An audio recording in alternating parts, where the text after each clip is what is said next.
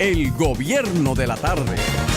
Las buenas tardes a toda la República Dominicana, las buenas tardes a todo el país. Sean bienvenidos una vez más a una edición del Gobierno de la Tarde. Andrés L. Mateo, Eduardo Núñez, Yulisa Céspedes, quien en estos días estará ausente por compromisos personales y profesionales, un servidor José Luis Mendoza y la materia prima usted, acompañados de un gran equipo técnico que incluye a Francis Villalón en los controles, además de todos los muchachos que están haciendo posible que nuestra imagen llegue a través de ZTV. Precisamente, además de la Z101 y sus frecuencias compartidas, ZTV a través de nuestro canal de YouTube y a través de Z Digital, donde obtendrá todas las facilidades del mundo de la información, tanto los titulares, las informaciones ampliadas a través de los artículos también de opinión, entre otras cosas, recogiendo todo lo que ya ha amplificado la emisora durante nuestra programación, también los podcasts, nuestros comentarios grabados, incluso la imagen puede acceder a ella. Y por supuesto, puede darle seguimiento a la Z a través de los dispositivos móviles, la aplicación Z Digital, que da facilidades también para penetrar a todo este mundo de la información, y el acceso que ofrecen nuestros enlaces a través de los tweets en Z101 Digital, arroba Z101 Digital en Twitter, en arroba Z_Digital en Instagram, en Facebook Z101 Digital, así como también nuestra página web. Todos estos medios facilitan el acceso a la matriz de información de Z101. Antes de pasar con los titulares precisamente que recoge nuestro equipo de redacción, vamos a saludar a nuestros compañeros. Andrés L. Mateo, que ya tiene todo preparado, tengo entendido, para mañana a la playa, no me ha dicho cuál todavía, 27 de febrero. Mañana voy a estar en la televisión. En la playa del trabajo. En la playa del trabajo. Y Eduardo Núñez, que también tiene sus bolos preparados para irse a dónde. Muy buenas tardes a todos. No me toca ver el discurso también. Ah, caramba. Para preparar el comentario del jueves. Yo estaré por lo menos en una ponchera en algún momento del día. No aseguramos cuál. Rico una ponchera. Oh, en un techo. Ese es el jacuzzi popular. Ese es el jacuzzi popular, claro. Y el agua entonces caliente por la energía del astrosol, que es la fuente de energía más democrática que hay, Andrés. Calienta a todo el mundo. Y la del futuro. Hasta el que no quiere. Y la del futuro. Ah, también. Es así. Vámonos con los titulares antes de pasar con nuestros comentarios y opiniones, porque, señores, hoy va a ser un día rendido. Estamos en la antesala, como todo el mundo sabe, de un discurso de rendición de cuentas, además de que es una semana bastante movida. Y arrancamos con uno de los protagonistas de toda la actividad política, y es Temístocles Montaz. Atención a esto. Temístocles Montaz aseguró este martes que es mentira que manejó dinero de las cuentas del Partido de la Liberación Dominicana, las que, según el Ministerio Público, fueron usadas por Víctor Díaz Rúa para lavar activos. Montaz dio estas declaraciones después de que ayer la barra de defensa de Díaz Rúa, acusado de recibir soborno de Odebrecht, criticara que se excluyera a Montaz del expediente si este también habría usado las cuentas bancarias del PLD. El exministro de Economía, Planificación y Desarrollo estableció que, siendo dirigente del PLD con responsabilidades en diferentes partes del país, él recurrió a muchos empresarios, entre los que está Ángel Rondón, acusado de repartir los sobornos de Odebrecht, a solicitar ayuda para las actividades que realizaría. Nunca mencioné a Odebrecht. Yo creo que este es un elemento importante que ustedes tienen que tener en cuenta ahí, porque se ha querido tergiversar el asunto diciendo que yo recibí dinero de Odebrecht, añadió durante su intervención en el Gobierno de la Mañana de esta estación. En otro orden, el dirigente de la Fuerza Nacional Progresista, Benicio Castillo, denunció este martes que desde el gobierno se está organizando un mitin hacia el Congreso para pedir la reelección del presidente Danilo Medina. En un comunicado colgado en su cuenta de Twitter, el exdiputado reveló que la presunta concentración se realizará con empleados del tren gubernamental, los cuales serán obligados a acudir a la sede del Poder Legislativo, donde acudirá el mandatario a rendir sus memorias de gestión. Inquieto, Benicito.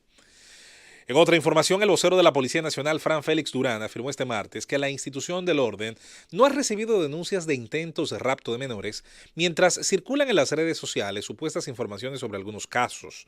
La Policía Nacional no ha recibido denuncias formales de secuestro o robo de niños. Nosotros debemos trabajar o por una denuncia o por oficio, es decir, por conocimiento de un hecho, dijo el oficial policial en declaraciones a la prensa. Durán explicó que la institución ha recibido informaciones de los medios de comunicación que se han hecho eco de algunos casos tras ser investigados y no han arrojado ningún resultado que pudiera decir que se robaron un niño o que ha habido un intento de rapto. Yo me voy a referir a esto más tarde, porque es una pena que cuando se dan este tipo de leyendas urbanas, los casos que sí vale la pena mencionar, y yo reviví en mi cuenta de Twitter uno del niño Ángel Báez, que desde el 11 de abril del año 2017 no aparece. O sea, ese es real, no hay que inventar leyendas urbanas. Y como él, un montón de ciudadanos están desaparecidos. Nadie roba a niños, los muchachos salen muy caros de mantener. Abajo del puente hay una señora con 10 que quiere que le lleven 3. Si usted quiere, llame.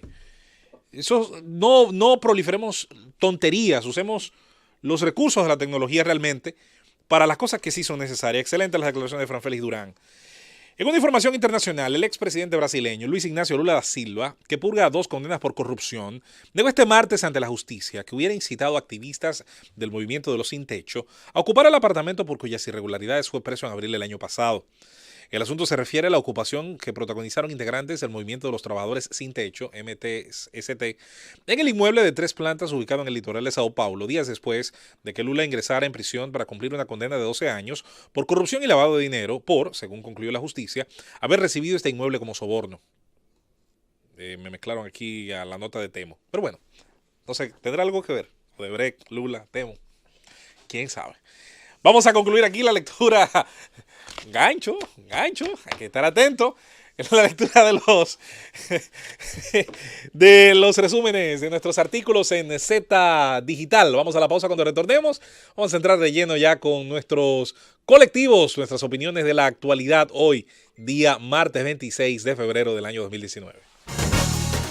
El gobierno de la tarde.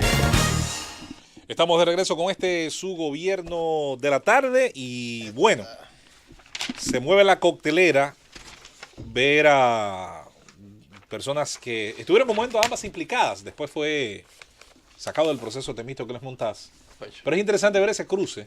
La defensa de Víctor Díaz Rúa sugiere algo, lo niega el ingeniero Temístocles Montaz. No, pero sería interesante saber a dónde va a llegar eso.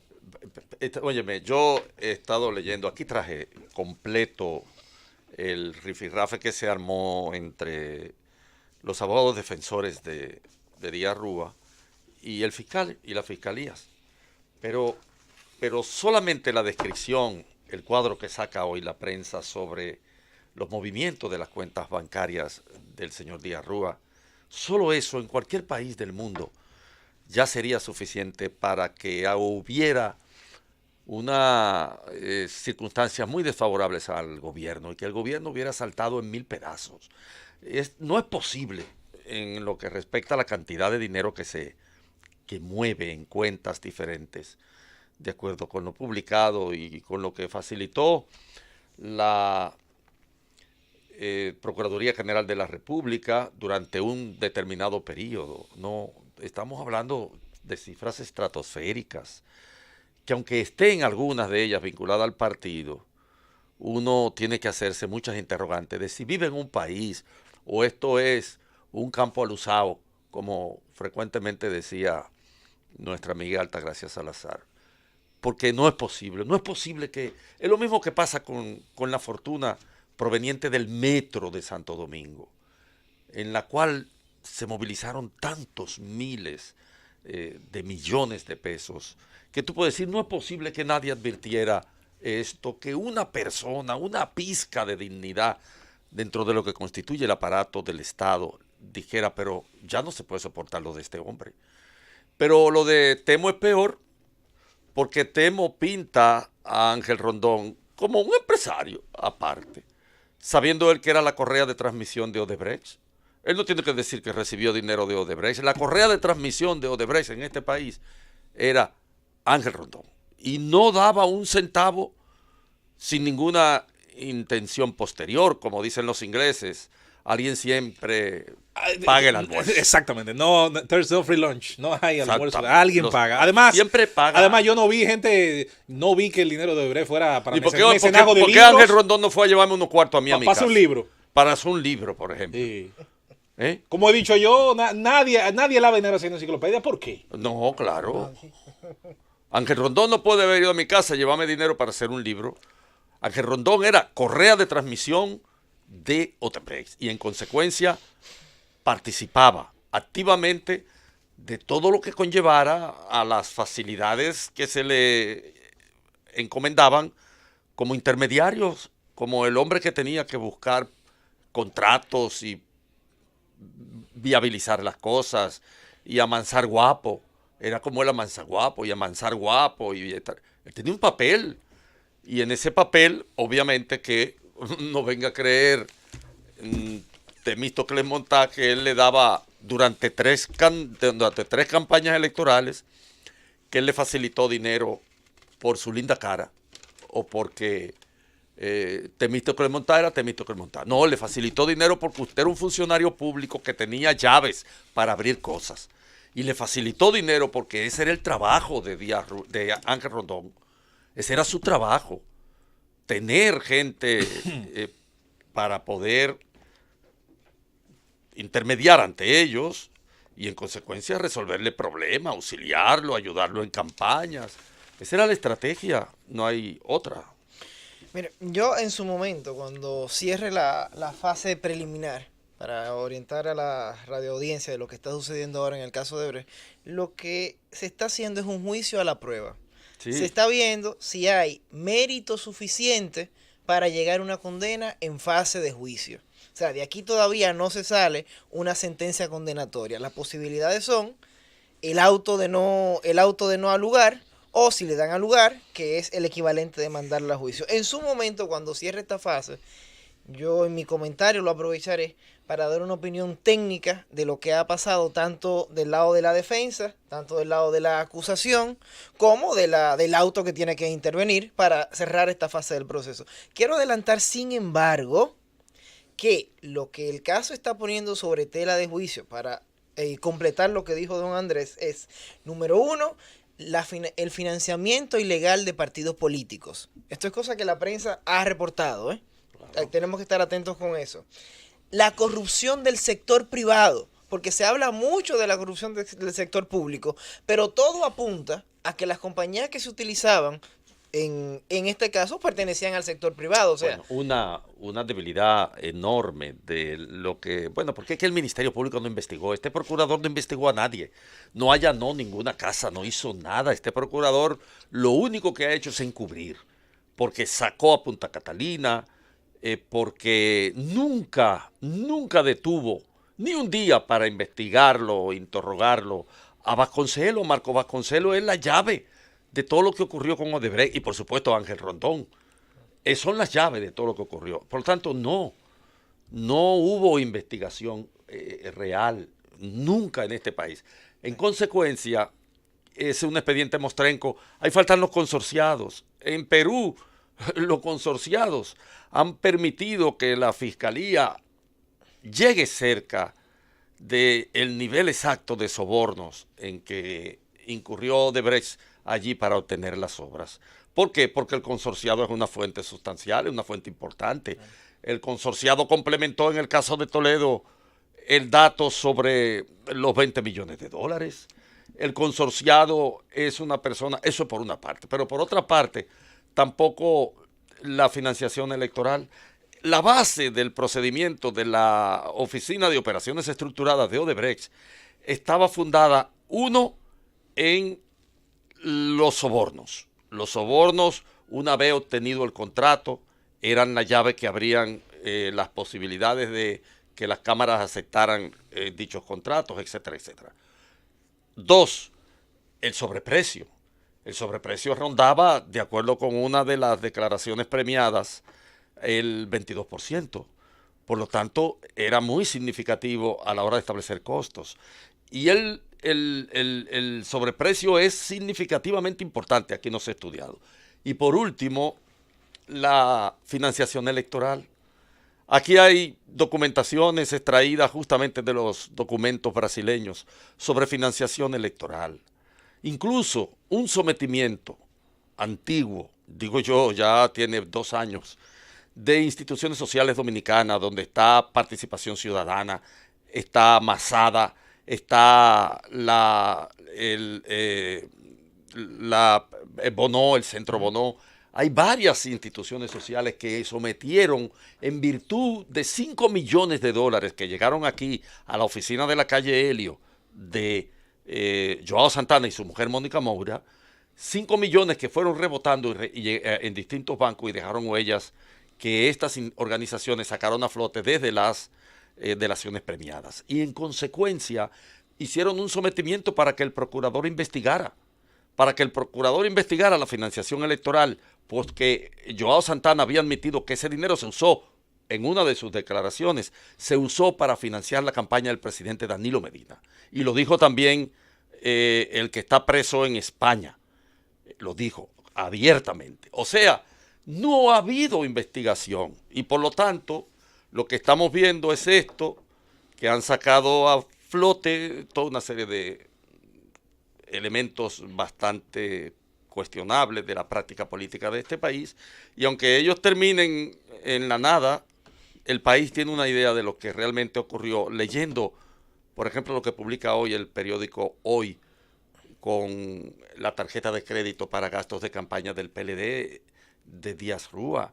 ¿Cómo tú puedes tener en tus propias cuentas volúmenes que llegan hasta 5.000 millones de pesos? No. El gobierno de la tarde. De regreso con su gobierno de la tarde y continuamos con los demás temas de actualidad. ¿Le llama la atención, Andrés, entonces el mandato? Porque este es el único país donde las normas ya están, ya existen, las de sentido común se supone que son conocidas, pero hay que mandar a cumplirlas. Ahora, sustitución de los neumáticos, sobre todo de vehículos pesados, el famoso tema de las gomas lisas, neumáticos que han perdido por uso, sobreuso, esos relieves que no están ahí porque se vean bonitos. No. Se dibujan, entre otras cosas, para generar mucho mejores condiciones de adhesión al suelo, en condiciones de frenado.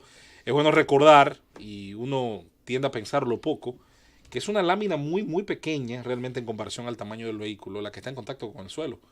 Y depende de las condiciones que tenga esa lámina, esa parte del neumático, en qué condiciones está, que un vehículo de un tonelaje enorme pueda frenar en el tiempo adecuado, en el tiempo en que fabricante de vehículo y neumático calculan, proyectan un vehículo, sobre todo estos vehículos de muchos ejes, pues pueda proceder a completar su maniobra de frenado ante una emergencia. Sí, en palabras más sencillas, lo que le da el relieve al neumático es realmente el agarre. Exacto. O sea, la capacidad de que si yo freno, el vehículo no se desliza. Un ingeniero diría tracción. Exacto. Así es. Bueno, pero uno debe, digamos, felicitar al Intran, porque Eso está bien. aunque esa disposición existe y algunos directores de organismos que tienen que ver con la viabilidad del transporte en este país se han referido muchas veces a ella con motivo de accidentes célebres, de accidentes muy célebres. Aunque eso ha sido así, no está de más hacerlo cumplir. Eso me parece importantísimo que lo hagan cumplir.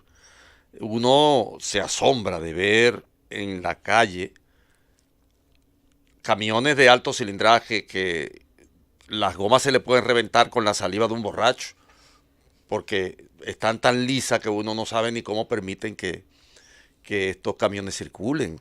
Y muchos de los accidentes, pero muchos de los accidentes mentados y sonados y que han tenido un balance catastrófico considerable, se deben a eso también, a la cantidad de camiones que transitan por nuestras carreteras con las gomas lisas, pero muy lisas. Y eso es una fuente de peligro, es real. Ahora, que no me vengan con jornada, porque ahí es donde está las dificultades en este país. Contra el dengue se presentó una epidemia de dengue, una jornada. Contra ¿cómo se llama? El chikungunya, una jornada contra el chikungunya. El sarampión, una jornada contra el sarampión. Pero es por jornada. Tal vez ahora, después que Intran se pronunciaba, hacen una jornada y a la semana se olvida y vuelve después los camiones a transitar. Ahí está el tema de la política de operativos.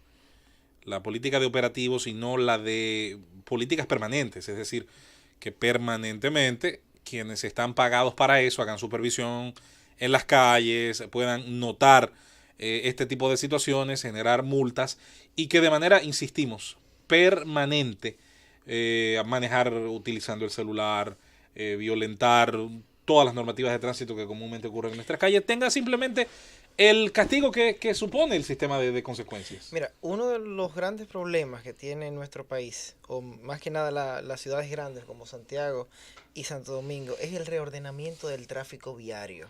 O sea, la situación se ha vuelto insostenible, no solamente por los peligros. De hecho, este es uno de los países donde más personas mueren proporcionalmente por accidentes de tránsito. O sea, que el tema del tráfico viario, es para nosotros de suma importancia. A eso, además, hay que agregar, por lo menos, la medida del Intran, en principio es buena, es favorable, pero lo crítico es que se mantenga. Recuerdo haber leído en una ocasión que para que estas medidas funcionen y se queden de manera permanente en la conciencia del ciudadano, necesitan de una aplicación mínima de 7 años consecutivos. 7 años. 7 años consecutivos, es decir, yo hago un operativo hoy para que no doblen a la derecha donde no se debe doblar. Para que esa medida se aplique y se cree en la conciencia, se hizo 7 años consecutivos. Dios santo. Porque también, José Luis, el tema es que hay que crear un sistema de cumplimiento Exacto. a las reglas de tráfico. O sea, las medidas reaccionarias. ¿Por qué los castigos funcionan? Los castigos funcionan no solamente porque es una compensación a lo mal hecho. No. Funcionan porque disuade a otro, disuade a un observador y dice, espérate, hay que hacerlo así para evitar eso. Para evitar ese sobrecosto que es una multa, para evitar ese día perdido que es ir a tomar la charla, para evitar ese problema que voy a tener cuando saque la revista. Y ahí eso yo diría que ejemplifica perfectamente por qué somos un país subdesarrollado.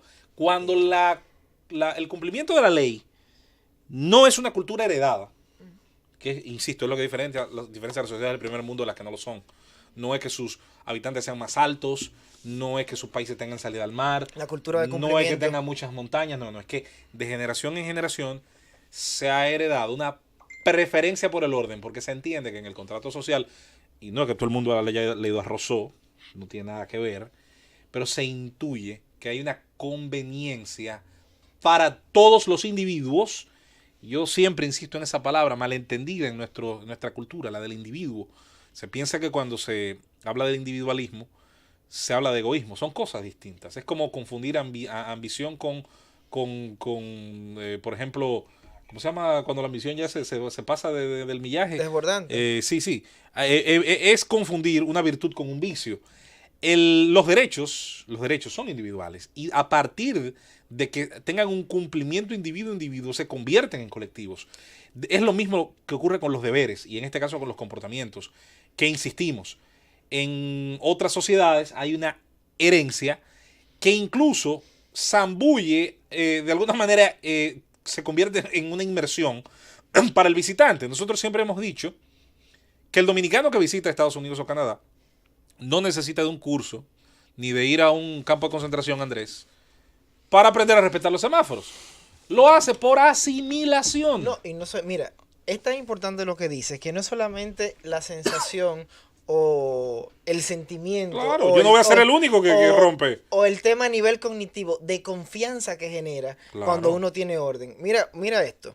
Si uno toma un delivery de esos cualquiera que andan por aquí y que se van en los semáforos rojos, que andan sin casco, que andan sin ninguna medida de protección, que irrespetan las reglas del tráfico viario, y uno traslada ese mismo delivery a Estados Unidos, ese es un delivery ejemplar. Respeta todas las reglas, no cruza los semáforos en rojo, anda con el casco. Y es por algo muy sencillo. Y yo en este sentido soy un poco más represivo que tú, José Luis.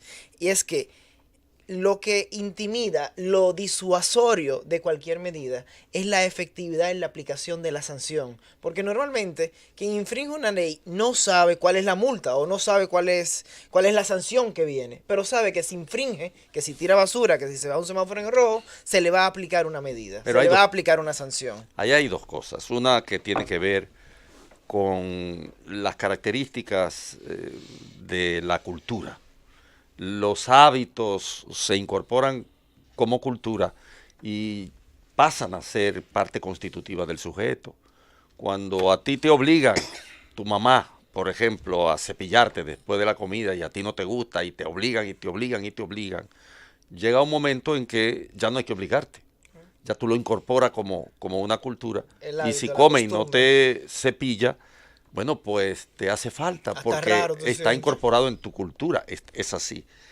El tema del respeto a la ley también tiene que ver con la historicidad particular. Nosotros tenemos una tradición autoritaria muy, pero muy alta en lo que respecta a el tiempo y el espacio. De 174 años que vamos a tener ahora de vida republicana en este país, apenas si hemos contado con 15, 20 años de democracia, del ejercicio de democracia plena, verdadera, no democracia electoral, no elegir cada 4 años mediado por la miseria, por el desconocimiento, por la necesidad, a un dirigente que después se cree Dios cuando lo encampanan ahí. Exacto. No, el tono de la historia dominicana ha sido históricamente, particularmente, el signo del autoritarismo. Pero ese autoritarismo ha relajado la ley permanentemente. Por ejemplo, lo que hablamos de las manifestaciones de un ministro y de un director general y hasta del propio presidente de la República respecto de la violación a la Constitución. Eso no importa. Eso no importa. Cuando usted jura como presidente de la República, usted jura defender la Constitución del país. Usted lo jura. En consecuencia, un ministro que hable... En México dicen protesta. A la protesta, sí, bueno, es una acepción cuarta. Sí. Y la realidad es que no hay un respeto a la institución máxima de la ley, que es la Constitución. Y en consecuencia todo eso se filtra hacia abajo porque los modelos, los paradigmas de triunfadores de esta sociedad son mentirosos, son fulleros, son delincuentes, son corruptos. Los paradigmas políticos, incluso una parte sustancial de lo que significa el sector privado, porque el sector público encuentra en el sector privado ¿su cómplice? Su cómplice. Claro. En consecuencia, hay una violación permanente de las leyes y por lo tanto el ciudadano se ha acostumbrado a eso. De hecho, en ese punto hay que hacer una aclaración, y qué bueno que usted lo dijo, don Andrés. Hay que entender algo. No es que en sociedades avanzadas o más avanzadas que la nuestra, y los delitos o las infracciones no tengan lugar. No es que no sucedan homicidios, no es que no sucedan infracciones a la ley de tránsito. El gran problema es el nivel de tolerancia, el nivel de conformidad que muchos de nosotros reflejamos cuando estas cosas suceden. Hay un tema cultural en ver ciertos modelos, en ver ciertas conductas como si fueran normales, José Luis. Eso es así. De hecho, hemos creído siempre que en los países como los nuestros hay un componente cultural que es casi cómplice y de hecho que es el que condiciona para que quienes hacen las cosas mal queden bien, porque, como me decía alguien ahora mismo en la red social Twitter, es el tema del comportamiento espejo. ¿Qué usted ve en los demás? Exacto. ¿Cuánta gente hace lo que usted acaba de hacer mal, que usted sabe que está mal, pero lo justifican que los otros lo hicieron antes? Por ahí no se dobla. Ese carril es para quienes van en esa dirección. Ah, pero otros lo hicieron. ¿Por qué yo no? ¿Por qué yo no? Y ciertamente ahí volvemos al famoso complejo del dominicano que quiere a los dos policías. Si yo soy el que ha sido agredido, quiero que su comportamiento sea el de la policía montada canadiense. Quiero que sea un profesional probo, honesto, capaz, que se sepa la ley de memoria, los códigos y que sea insobornable. Si yo soy el ofensor, yo quiero que me dé un chance. La doble moral. Y puedo convencerlo que me dé un chance a través de distintas vías. No. Llamo a fulano, la tarjeta de perencejo, soy sutanejo.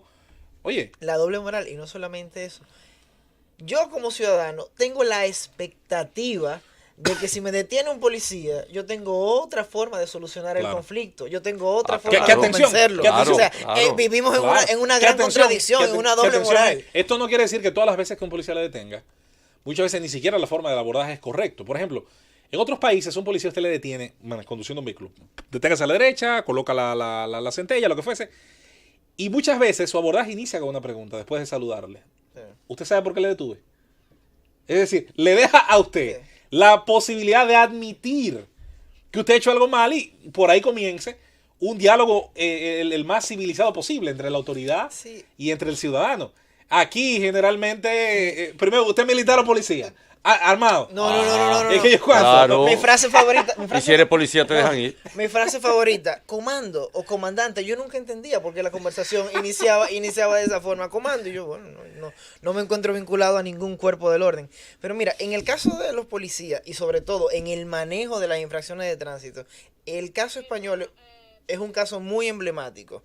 Por una razón muy sencilla. En España le dan parte de su entrenamiento, es decirle al policía cómo debe hablarle al ciudadano que detiene. Claro. ¿Cuáles son las medidas que vas a tomar? ¿Cuál es el nivel de conversación? No tengo conocimiento. Creo que aquí, por lo menos ese entrenamiento, no es importante o no se le da la dimensión que debería de dársele. Y créanme que hay un detalle importante en las formas. Cuando uno detiene a un ciudadano y le explica, y le dice, y le habla con cortesía, el ciudadano entiende. O sea, no reacciona de la manera que normalmente reaccionamos aquí, porque aquí hay un problema. Este es un país del cual yo me siento parte, que aquí se mata una gente por un parqueo. Aquí la primera reacción ante un accidente de tránsito es coger un bate. Me rayaron el carro, vamos a pelear. Entonces, hay una falta de educación que también es importante y que debe de iniciar por las personas que son encargadas del orden. Eso es así. Y bueno, vamos al corte. Cuando retornemos vamos a continuar con los temas de actualidad en esta edición de hoy martes del Gobierno de la Tarde. El Gobierno de la Tarde. Estamos de regreso a este Gobierno de la Tarde. Viendo las redes sociales me topo que bueno, la naturaleza es eso, fuerza, potencia. En una de las islas griegas hay ahora mismo una grave tormenta y una inundación. Se acaba de llevar un puente de más de un siglo, una joya arquitectónica. Y están pasando graves situaciones ahí en esa zona del Mediterráneo. Vamos a continuar con más temas de actualidad en este su Gobierno de la Tarde el día de mañana, en lo que se espera sea un discurso de rendición de cuentas que de por sí hemos insistido, además de todas las cifras, las frases que pueden ser predecibles en los discursos de rendición de cuentas de los presidentes, que son más bien que rendición de cuentas, rendición de lo que ellos entienden son logros. Nadie habla de las cuentas cuando las mismas no saldan, ¿verdad? Cuando no cuadran. Y es un ejercicio que tiene mucho de cosmética. Y no voy a criticarlo porque pienso ha sido lo que los presidentes han encontrado y han continuado en el ejercicio del poder. Lo que sí podríamos agregar, Eduardo y doctor Andrés Cela Mateo, y quizás yo digo que es la parte que mucha gente espera, será quizás en la conclusión del discurso, que es la parte menos cosmética porque se infiere un énfasis distinto, y de esa parte final se sepa si el presidente Medina va a estar defendiendo su gestión o defendiendo la posibilidad de una candidatura. Así es. Mira, yo me ha tocado aquí, ¿no?, hacer cierta especulación y ver hacia el futuro de lo que podría ser nuestra política. Y la mejor parte del análisis, o la parte más importante, perdón, de cualquier análisis, cuando el objeto de análisis lo permite, es el histórico. O sea, tradicionalmente el presidente Medina ha dado un discurso neutral, ha dado un discurso de no altos compromisos, no ha dado un discurso de anuncios. Entonces, cuando se fijan altas expectativas, como por ejemplo el presidente va a hablar de la reelección, yo particularmente lo dudo. A eso también debo de agregar, José Luis, que lo que sí me preocupa, y no es una crítica única para este gobierno, sino que es una crítica a nuestro sistema democrático general, es el siguiente: rendir cuentas significa o supone la posibilidad de interpelación, la posibilidad de cuestionamiento. ¿Es así? Cuando usted le da 5 pesos a un empleado, a un amigo, a su esposa, a su novia, a quien sea, cómprame tal cosa, y esa persona va y vuelve con una factura, usted le pide que le rinda cuenta. Claro. Dime qué pasó. Cuando la DGI lo cuestiona en cuanto a sus rentas anuales, la DGI lo que está haciendo, la Dirección General de Impuestos Internos, es preguntándole qué pasó, cómo lo gastaste. Y nosotros tenemos que entender algo: transparencia, función pública, democracia, libertad de expresión, son elementos, son categorías que requiere que cuando una persona rinde cuenta, también exista la posibilidad de preguntarle por qué, cómo, a quién, cuándo. Esa es la verdadera rendición de cuentas. Y no lo digo por el caso específico de este gobierno, lo digo por todos los gobiernos que han pasado. Y era lo que hablábamos en días pasados, la necesidad de que exista un debate cuando un presidente presenta cuentas, porque si no, se vuelve un acto sencillamente simbólico, donde yo voy presentando resultados y los demás van aplaudiendo. Eso no tiene tanto sentido. Rendir cuentas quiere decir que se me pueda cuestionar acerca de lo que yo hice, y no es nada malo.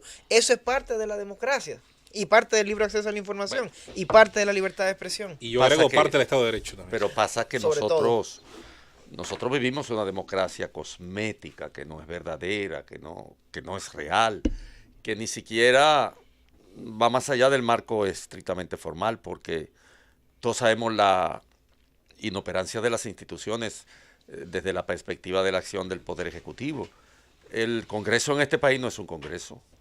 El Congreso en este país es un sello gomígrafo que aprueba todo lo que, y casi sin discutirlo la mayoría de las veces, todo lo que el dueño del Congreso manda para allá. Por lo tanto, es una democracia simulada la que vivimos nosotros, formal, que se mueve únicamente en el marco de la formalidad. Pero yo pienso que este discurso tiene tonalidades particulares, hacia adentro del partido gobernante y hacia afuera. Y por lo tanto, el presidente Medina no tiene ninguna otra opción que no sea la magnificación de su gestión, hacer un discurso alabardero, exagerar cifras, decir que en este país nosotros somos envidiados por él. Él dio un avance en estos días en un discurso que dio en Atomayor, y nosotros somos el país más envidiado del mundo porque Por la economía y nuestro las visitas Producto sorpresas. Interno Bruto es superior al de China, al de Alemania. La gente termina entusiasmada de forma tal que todo el mundo quisiera preparar sus bártulos e irse a vivir en los discursos que el presidente pronuncia. Yo estoy loco por encontrar la dirección de donde están esos discursos para irme a vivir allí, porque yo vivo en este país y yo no me reconozco en esos discursos para nada. Eso por una parte. Pero por otra parte, la coyuntura interna política también lo obliga a ello, porque nunca se había visto un nivel de oposición a un proyecto reeleccionista desde dentro del partido hegemónico, que es el Partido de la Liberación Dominicana, tan consolidada y decidida. Muchas veces le criticábamos a Leonel Fernández que le gustaba el glamour del poder, que le gustaba lo que de vanidoso y glamoroso tiene el poder, pero que no le gustaban los conflictos y las incertidumbres. Y en las elecciones del 16 se dejó acorralar como una rata, se dejó acorralar, dejó que el presidente Medina le comprara a los senadores con dinero de los fondos públicos. Ahí están todos los documentos históricos, todo lo que va a ocurrir en algún momento de la historia cuando podamos hablar con entera libertad. Pero ciertamente que el presidente Medina desarticuló toda la estructura partidaria que tenía el presidente Leonel Fernández dentro del PLD. Le compró los senadores a última hora. De 19 que debían llegar al acto de la votación, fueron llegando y no asistieron a la reunión almuerzo que él hizo horas antes de la votación. Se desperdigaron porque todos fueron cooptados. El caso de Barahona, de Eddie Mateo, compadre de Leonel, y que le dijo que era el candidato de Dios. Ese sinvergüenza dijo, este es el candidato de Dios y Dios no puede ser derrotado en unas elecciones. Y cuando fue a votar, votó con una vergüenza y se largó por ahí porque no quería ni que lo vieran, puesto que había dicho que Leonel era el candidato de Dios. O el senador por Santiago. El senador por Santiago, ¿qué cosa hizo? Por Dios. Hasta lloró, pero todos se dejaron comprar. Y en consecuencia, esto no ocurrió ahora. No olvidemos a Sonia Mateo para cumplir con No, la por cuota. Dios, ya, la pero cuota no, lo femenina. que pasa es que yo no quiero entrar en ese estercolero, porque Sonia Mateo, por Dios, yo no voy a hablar de eso. Lo cierto, lo verdadero es que las condiciones no son las mismas. Leonel Fernández tiene una estructura, y una estructura operante, porque está activa, está dispuesto a la confrontación, tiene un nicho de retirada, porque el que sacaran a Peñaguaba de la Lotería Nacional no es una casualidad. Peñaguaba encabeza una agrupación de partidos pequeños, que es un nicho del presidente Leonel Fernández, por lo que pase respecto del dominio de la estructura del PLD, porque Danilo tiene toda la estructura del comité político, del comité central, y obvio que no va a ignorar lo que puede ocurrir con esa maquinaria que lo puede aplastar dentro del partido. Pero él tiene su estructura, está haciendo sus actividades, se mueve. De manera que tiene que ser un discurso de magnificación de su obra, de lo grande que ha sido, de que eliminó la pobreza, de que esta es una sociedad de clase media, de que aquí es abundante el trabajo, que sacó a 16 millones, no, somos 10 millones. 1.400.000. A 1.600.000 de la pobreza. No, yo creía que eran 16 millones que había sacado la pobreza. Que todas esas cosas van a estar dentro de ese discurso magnificado. Ahora, importa también lo que va a ocurrir afuera. Ahorita tú leíste la noticia que Vinicito señaló, y yo debo decir, con informaciones totalmente fidedignas, de que hay todo un preparativo y que han circulado, hay circulares dentro de la administración pública. Vuelvo a hacer el lema, una vez más por necesidad. No sé cuál será el lema, pero ya veremos. Porque va a haber un apoyo militante de los sectores a la reelección frente a las cámaras, frente al Poder Legislativo, que van a funcionar unidas las dos cámaras. De manera que lo que veremos es un escenario de magnificación en el discurso, de automagnificación. Y estaremos esperando, mirando el apoyo que los aprestos que ya se están configurando para hacer de esa rendición de cuentas, según quienes están trabajando en esa infraestructura, un apoyo decidido a la reelección del presidente Danilo Medina. La reelección está en marcha. La embajadora de los Estados Unidos, en la visita que le hizo al presidente del Tribunal Constitucional, a Milton Ray Guevara, reafirmó el respeto a la Constitución. Y eso no lo dejó ella caer porque le dio la gana. Eso tiene destinatario. Y quienes lo lean pueden entender como la cancelación de Franklin Almeida y como la cancelación del hijo de Peñaguaba tenían también un destinatario. Y hay que aprender a leer esos actos en el plano político para entender el desenvolvimiento.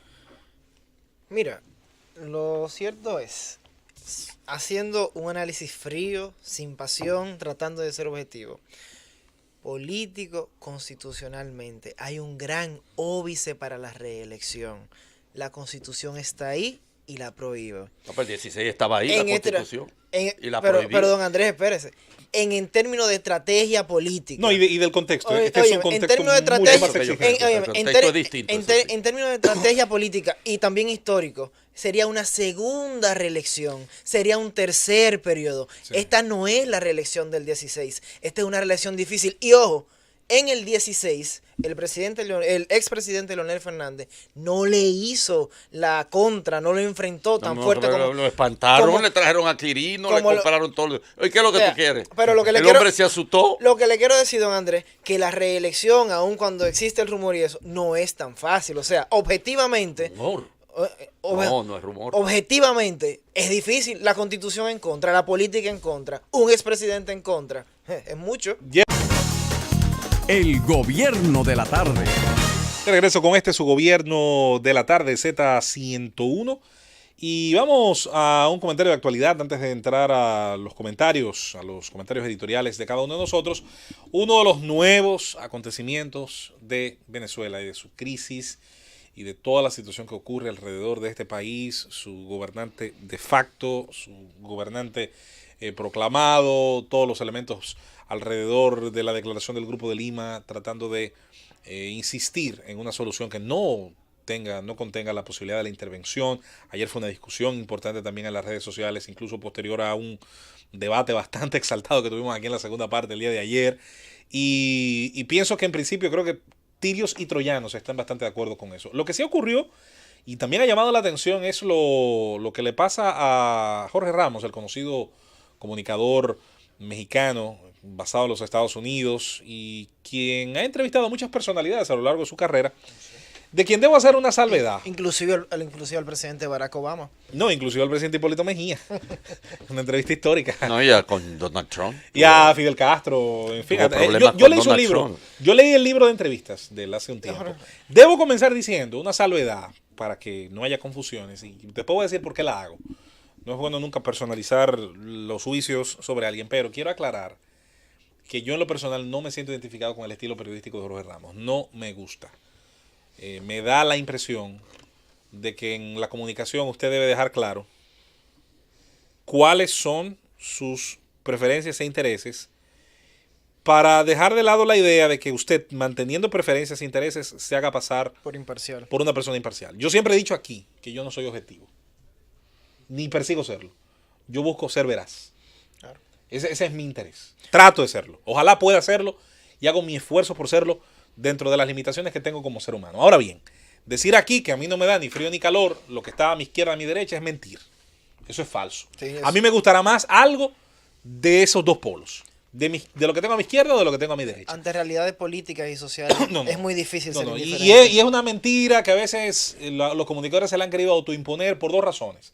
Primero porque suena bien y somos adictos a lo que suena bien. Nos encanta tener más razón en lo emocional que en lo racional, valga la redundancia. Nos gusta mucho aquello que es emocionalmente satisfactorio. Y eso es un peligro en el que penosamente se cae mucho en el ejercicio de los medios de comunicación. Segundo, yo creo que hay gente que hace activismo en los medios. El activismo no está mal, ni nadie lo prohíbe, ni yo creo que debe ser prohibido. A mí lo que no me gusta es que me disfracen el activismo. A mí no me gusta que me lo disfracen. A mí me gusta que me sean honestos. En mi cara me pueden decir qué usted persigue. Pero hay algo, José Luis, ahí que me encantaría que incluyas en tu análisis. Y es el tema de que yo vengo a comunicar, a informar, a desahogarme. Claro. Entonces, por lo menos en mi caso particular, trato en la parte política y en la parte jurídica de ser lo que se puede decir objetivo. Pero cuando se viene a hacer activismo, yo creo que eso trastorna, desfigura el fin que buscamos aquí. Y como quiera, yo soy tan que hasta lo acepto, pero si no se me disfraza. No me lo disfracen. Que sea con sinceridad. No hay ningún problema, ninguno. Créame que no lo hay ninguno. Por eso a mí me resulta bastante fácil tener muy buenas relaciones con gente que opina muy distinto a mí. Porque hay una sinceridad de criterios y de inclinaciones. Es más fácil así buscar las cosas en las que estamos de acuerdo. Yo tengo una excelentísima relación y le tengo mucha admiración a mi buen amigo Carlos de Peña Everts. Estuvo acá hace unos días, sociólogo, estudioso, un muchacho, tiene un discurso disruptivo y como él otros con los cuales no necesariamente vamos a estar de acuerdo en una enorme cantidad de temas. Ahora yo sé los temas que estamos de acuerdo y esos temas son muy importantes, más importantes tal vez que los otros. No, y en el desacuerdo definitivamente hay crecimiento. Es una práctica, es una consecuencia definitiva de la libertad de expresión, entonces, de la tolerancia. Bueno, porque la unanimidad es peligrosa. Es obscena. Y es peligrosa. La unanimidad es obscena. Donde quiera que hay unanimidad, tú tienes que, como principio, tener una sospecha. Es más, como principio. La unanimidad, y mira que a veces se debate mucho en el deporte sobre eso, pero fuera de eso en la política, nos recuerda aquella máxima de que donde todos piensan igual, nadie piensa. Alguien ordena. Y eso sí que es peligroso. Yo recuerdo el libro Mito y Cultura en la era de Trujillo, que por cierto ayer voy a buscar el nombre del joven que le mandó saludos al profesor Andrés de la Mateo, porque estaba leyendo el libro Mito y Cultura en la era de Trujillo. Y una parte del gran mito de la era de Trujillo era el famoso tema de la unanimidad, de que todo el mundo estaba de acuerdo de motu propio en la magnificencia de este individuo, para no decirlo el adjetivo que debería decirle. Y el que no estuviera de acuerdo hasta lo mataba. Precisamente, entonces es una unanimidad impostada. Vuelvo con Jorge Ramos. Yo no soy muy fan de su estilo periodístico. Ahora, yo voy a defender la libertad del ejercer ese estilo, porque defendiendo la libertad del ejercer ese estilo que no me gusta, defiendo el mío también. Está implícito que la presencia de él y de otros, cuyos estilos no necesariamente son mis favoritos, asegura también el espacio para mí y para otros. Lo que decía, obviamente, aquel famoso pensador. No estoy de acuerdo contigo en lo que dices, pero voy a defender tu libertad para decirlo, incluso hasta con mi vida, si es necesario. Pero defendería con la vida tu derecho a decirlo. Por eso hemos siempre insistido en que el valor implícito de una sociedad moderna, de un Estado de Derecho justo, incluso, ¿por qué no? Próspero, porque para mí es parte incluso de la misma libertad económica. Es la libertad, punto. Primero que todo lo demás, las dictaduras hablan de dignidad, hablan de nacionalismo, hablan de los elementos materiales como la infraestructura, la comida. ¿Por qué lo hacen? Porque el déficit más importante que tienen es el de libertad. Tienen que ocultarlo detrás de las otras cosas. Y por eso siempre le van a decir, el dictador siempre va a hablar de que todo el mundo en su régimen come. Y va a hablar de que en su régimen hay orden, porque es la sociedad cuartelaria. Y los cuarteles tienen virtudes. Yo he insistido en eso. Un cuartel es ordenadito, es limpio, todo el mundo se acuesta a la hora, se levanta a la hora, nadie puede dejar nada fuera del sitio. Pero en un cuartel no hay disidencia, en un cuartel no hay creatividad, en un cuartel no hay nada que se aleje. No hay pluralismo, no hay democracia. Y vivir en democracia significa, y en eso nunca nos podemos equivocar, yo escucharte, yo atenderte, Claro. yo tolerarte, especialmente cuando no coincido Entonces, contigo. basándonos en eso, Jorge Ramos, con su estilo de entrevistas bastante provocativo, con su estilo de entrevistar, a veces que yo digo que no hace preguntas, hace acusaciones. De verdad, y fíjense, ¿verdad? No hace preguntas. Él hace acusaciones. Es el estilo incisivo. Incisivo y bueno, y insisto, qué bueno que un régimen pueda permitirse el lujo de tener ese ejercicio y luego usted puede rechazarlo con razones, puede rechazarlo con juicios, puede rechazarlo con argumentos o intentarlo por lo menos. Jorge Ramos, la narrativa es que muestra unas imágenes de unos jóvenes venezolanos consumiendo desechos de la basura, y esto como una especie de muestra, de prueba de la enorme situación de emergencia alimentaria, humanitaria que atraviesa ese país, no de ahora, pero que se ha agudizado ahora ciertamente.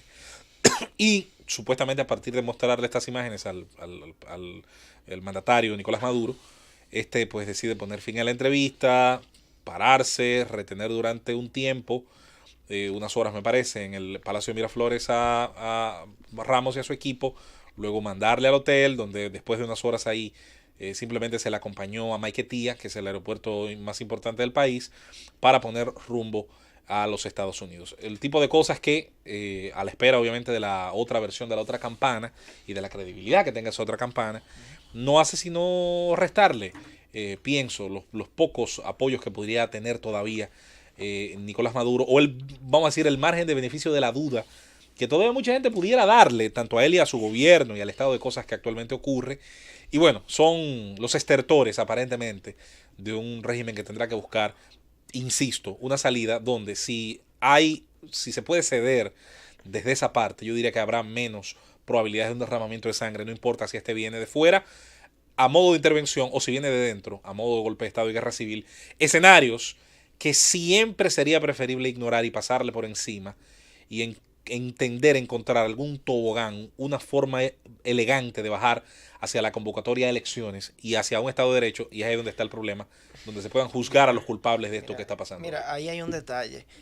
La salida política a la que o diplomática a la que todos aspiramos, a la que muchos aspiramos, se está cerrando cada día más, porque esa salida implica sentarse a la mesa con Maduro, con el sector del madurismo, con el sector del chavismo, y acciones como la que afectan a la libertad de expresión, acciones como la que afectaron a Jorge Ramos, van cerrando esa posibilidad. Bueno, ayer en la reunión de los países del sur, un poco que se abrió una posibilidad, porque el Grupo de Lima. Ellos señalaron en el Grupo de Lima que descartaban la invasión norteamericana. Y en consecuencia, eso es muy importante para poder establecer una negociación que ya es obligatoria. Ahora, tiene que venir algo de allá. Sí, no, espera, ahí voy. Sí, tiene que conformarse, porque además es un conflicto enchivado. Sí. No, es decir, ahí no hay ni de atrás ni para adelante.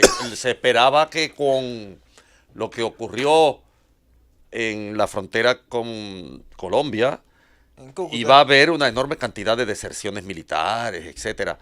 Pero todo se ha quedado más o menos en ese compás de espera, en esa inestabilidad, en esa doble cabeza de la administración pública, porque hay un gobierno por un lado y hay otro por otro. Claro. Uno que mantiene el poder de tiro de la nación bajo su dominio, que tiene algún tipo de estructuras gubernamentales establecidas, y el otro que tiene un apoyo digamos, internacional, artificial o no, pero que es una realidad. Por lo tanto, hay que negociar. Ahí no hay otra salida que no sea negociar. Sí, y lo que los países que de Lima acordaron le saca mucho aire caliente a la situación. Pero con Ojalá eso que sí. hay un pequeño detalle, es que Pompeo dice una cosa, que donde se mantienen todas las posibilidades abiertas, Claro. y Mike Pence No, porque dice hay, otra, hay o sea, que jugar todas las cartas. Eso es parte del póker. Vamos a la pausa. El gobierno de la tarde. Estamos de regreso con su gobierno de la tarde Z101 y vámonos de inmediato con los comentarios. En este caso iniciamos por el doctor Andrés L. Mateo. Muchísimas gracias. Hay un nuevo ministro de Educación, Antonio Peña Mirabal, y alrededor de su gestión son muchas las interrogantes que se abren en virtud de la importancia, la trascendencia de la cartera que maneja dentro de la estructura de gobierno Antonio Peña Mirabal. Yo quisiera referirme a una preocupación que ha sido un elemento constante en este programa El Gobierno de la Tarde respecto de la necesidad de dar continuidad a determinadas transformaciones válidas en el área de la educación a partir del 4%, que es una conquista ciudadana. Es la última referencia cerrada respecto de las conquistas que los movimientos sociales dominicanos después de la muerte de Trujillo han podido desplegar en el campo de la lucha política y social, en el campo de la equidad en la sociedad dominicana.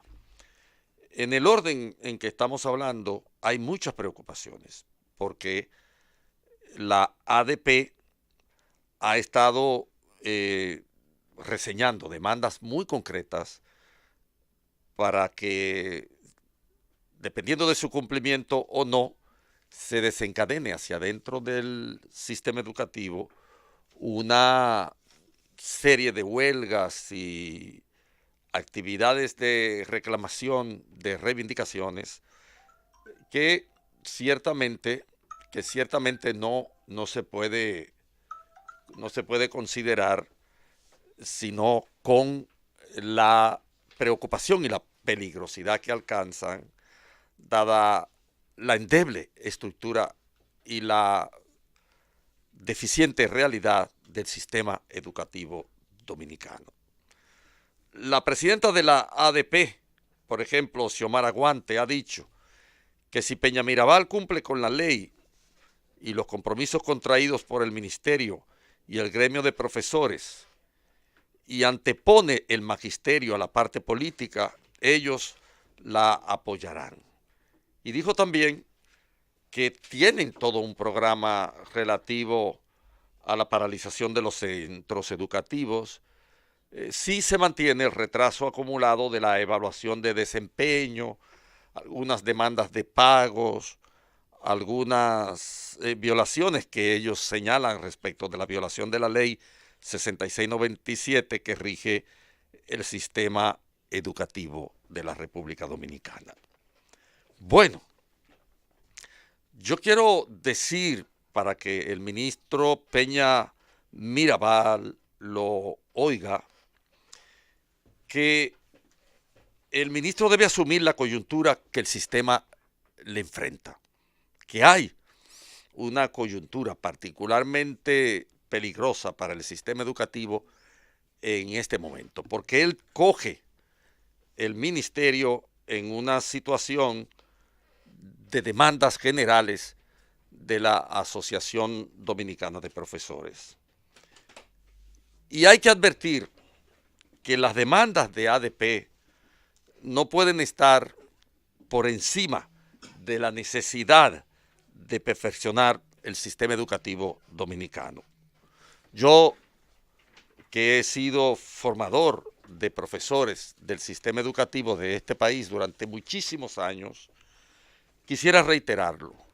Y lo quiero reiterar porque el espacio y la coyuntura particular que tiene el sistema educativo dominicano demandan de acciones creativas, de posibilidades de establecer presiones para que ese cumplimiento de la 6697, la Ley de Educación, se haga realidad al margen de quitarle a los niños del sistema público, de quitarle el pan de la enseñanza, como se dice. Por lo tanto, repito, las demandas de la ADP no pueden estar por encima de la necesidad de perfeccionar, de fortalecer un sistema educativo cuyos resultados son sencillamente negativos y nos coloca en una situación incluso mundial sumamente perjudicial para todo el país. La conquista del 4%, ¿para qué ha servido en la sociedad dominicana? Esta conquista ha servido para poner el sistema en una situación de desempeño.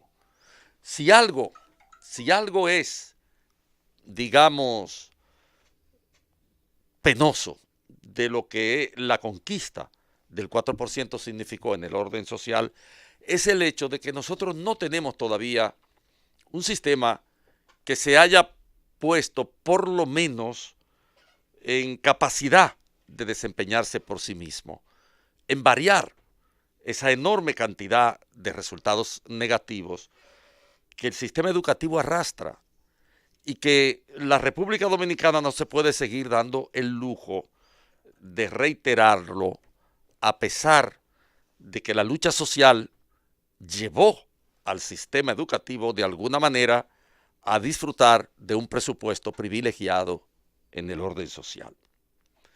Yo creo que la sociedad civil que acompañó la lucha por el 4% se descuidó en lo que respecta a la administración del dinero público y que dejó a merced de los políticos lo que en otras latitudes cercanas se ha conquistado también para beneficio del sistema, pero la administración de los fondos ha sido fiscalizado profundamente por el sector civil que logró plasmar la conquista. Y en algunas otras oportunidades he citado un caso que conozco, el de El Salvador, en el que hubo movilizaciones sociales y en el que la administración de los fondos que se obtuvieron para mejorar el sistema fue también un acuerdo de tipo social, que estuvo contenido en la demanda social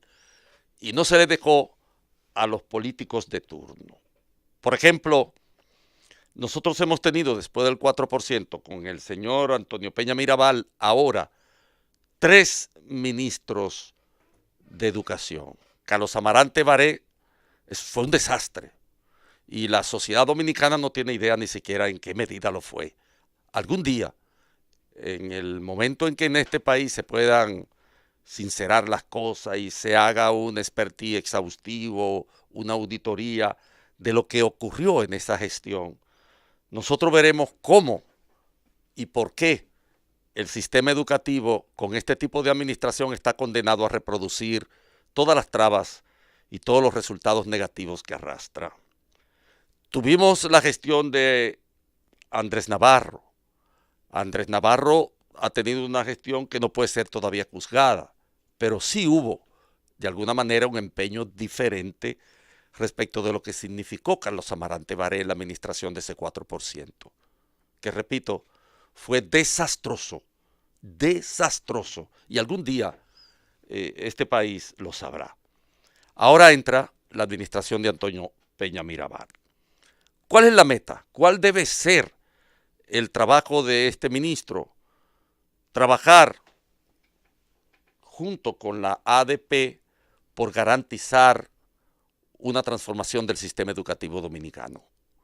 Y porque esta transformación del sistema educativo incluya los puntos débiles de un sistema que lo que más le sobra son los estudios y los diagnósticos y las consideraciones y las propedéuticas alrededor de lo que hay que hacer. Por ejemplo, ¿qué sería, y lo hemos discutido y lo hemos presentado más de una vez, una pequeña revolución educativa en la República Dominicana? Verdadera. Las revoluciones educativas no existen porque la educación es procesual, porque la naturaleza del saber es procesual, dialéctica, porque en todo proceso nociológico, el más elemental de los conocimientos se incorpora en el más complejo de los pensamientos sistémicos. Bueno, una pequeña revolución educativa en este país sería resolver el gravísimo problema de 0 a 5 años. Lo hemos repetido muchas veces, hemos hablado de ese tema aquí. ¿Por qué? Porque nosotros no tenemos una cobertura. En este país el sistema educativo habla, por ejemplo, de la cobertura como un problema resuelto en lo que se respecta a la educación inicial y a la educación media, porque estamos sobre el nivel del 85, el 90%. Pero de 0 a 5 años, que son etapas cruciales para el proceso de formación de esa estructura neurológica, de esos elementos neuronales de que habla hoy día la neurolingüística, esas edades críticas del proceso formativo de un niño, el sistema público no la atiende, mientras que los niños de los sistemas privados la tienen asegurada. Y es por lo tanto una rotunda manifestación de injusticia dentro del sistema educativo. Es hacia ahí que hay que apuntar. Y tanto ADP como el nuevo ministro tienen que salvar la relación hora-presencia en el aula en lo que respecta a la educación pública. No es posible que la hora presencia en el aula, por el problema de las demandas de ADP, se estropee de tal manera que el precario resultado del sistema se agudice aún más. Hay que construir en este país un sistema verdadero de educación. La sociedad dominicana no puede plantearse superar las realidades que se derivan del mundo de hoy, de un mundo atravesado por la cibernética, de un mundo en el cual los discursos del saber cada vez más se sintetizan a partir de las conquistas que se dan en los términos que la tecnología pone al servicio de la sociedad en el mundo de hoy. Eso es lo que pasa.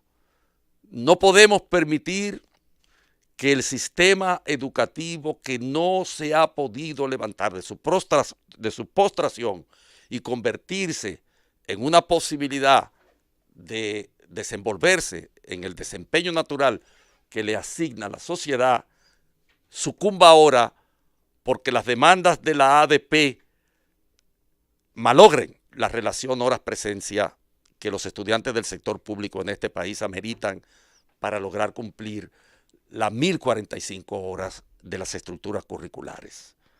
Por lo tanto, ministro Antonio Peña Mirabal, mucha atención a la garantía de que los pobres que están en la escuela pública van a estar al margen del estropicio que las diferencias políticas y la falta de creatividad acarrean cuando se proclaman todos los días huelgas en el sistema educativo dominicano, perjudicando a los estudiantes más pobres de la nación.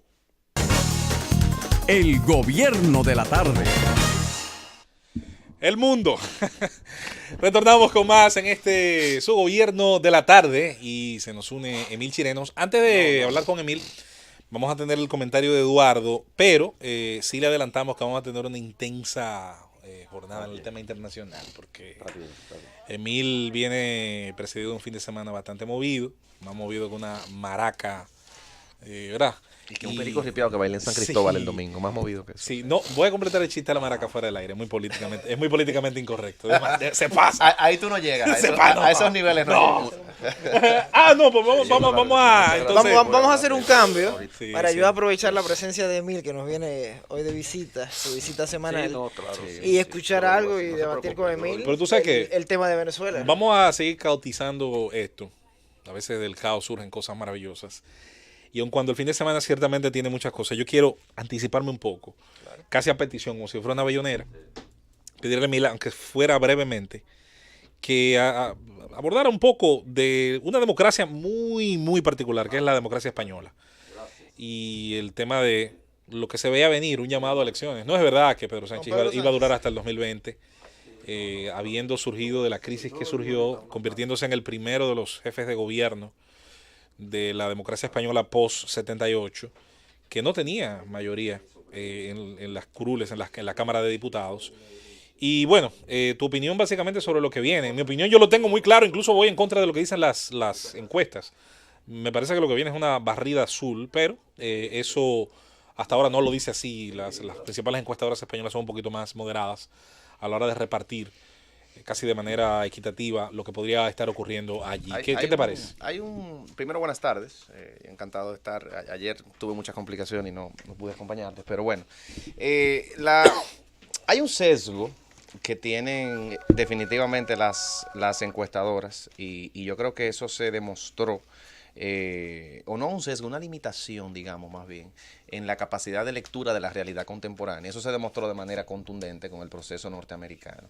Entonces yo ya, como elemento de análisis en cualquier realidad política, tomo las encuestadoras como obvio que es un factor interesante porque es un termómetro, pero no como un factor definitorio ni determinante en ningún sentido cuando tú estás tratando de entender una realidad política. Por muchas razones. La primera de ellas es la de corte metodológico. Muchas encuestas, los periódicos cuando lanzan números sensacionalistas dicen, no, el 70% dijo tal cosa, pero tú ves la muestra 1.500 de personas de 54 menos, millones. No, y menos. Sí. Hasta 1.000 he visto yo. 1.000 con 20 y 30 millones. Entonces, bueno, ¿qué tanto se puede confiar en algo que saca una conclusión con la opinión de 1.000 personas dentro de una muestra, dentro de un país que tiene 20 o 30 millones? Entonces yo por eso las encuestas las tomo como un elemento complementario, pero no como un elemento definitivo. A mí me parece que la crisis del socialismo español, y específicamente del PSOE, era algo que se venía a venir, la crisis de gobernabilidad del Estado con una presencia congresional tan bajita, en una democracia en la que la Asamblea Nacional, el Congreso, pues juega un rol tan central. O sea, evidentemente eso era algo que se veía venir.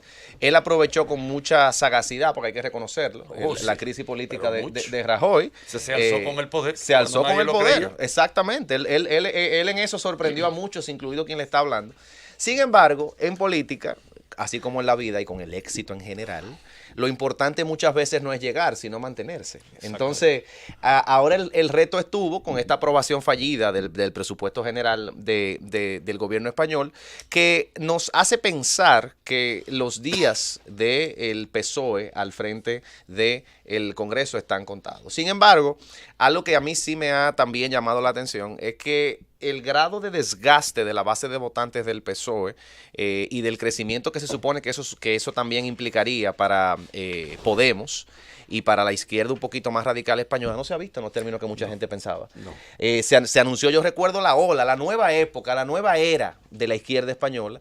Sin embargo, el PSOE, a pesar de que mantiene una presencia mucho más reducida que la que tenía hace unos años, sigue siendo una fuerza definitoria en la izquierda española. Sí. Pero que Sánchez es un político meritorio. Yo digo que lo es porque en las condiciones en las cuales acertó a proponer la censura contra el gobierno de Rajoy, no parecía que iba a ganar.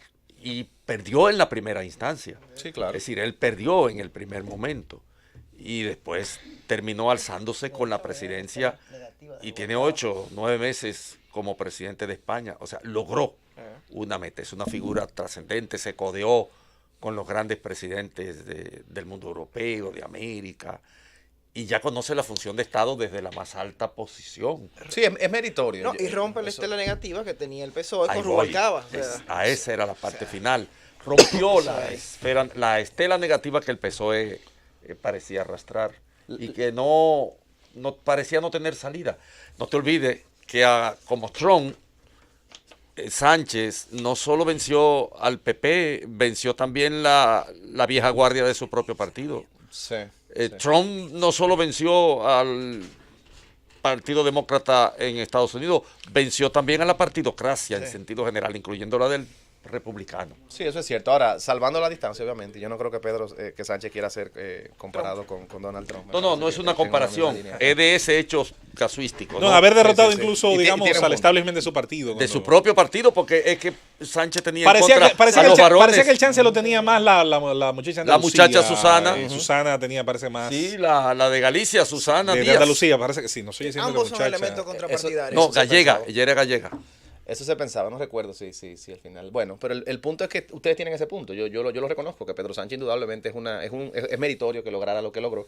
Sin embargo, gracias. Ya eso No, pasó. no ha ¿Entiendes? crecido, Ahora eso es hablemos verdad. del mañana. Sí, exacto. El ayer está muy bien. Pero el mañana lo veo turbio. Yo también.